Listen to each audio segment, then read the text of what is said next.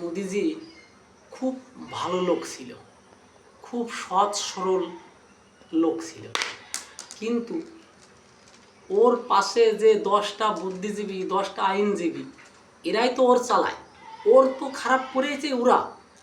মোদিজি যখন এই গ্যাসের দাম বাড়াবে খুব চিন্তায় ছিল যে আমি যদি গ্যাসের দাম বাড়াই তাহলে সারা দেশে আমার হয়ে আন্দোলন শুরু হয়ে যাবে।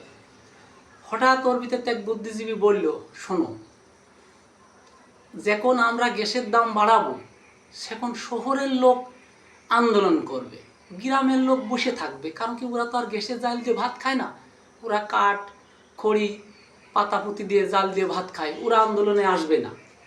আমরা যখন বীজ সারের দাম বাড়াবো সেখন গ্রামের লোক গিয়ে আন্দোলন করবে, শহরের লোক চুপ করে বসে থাকবে।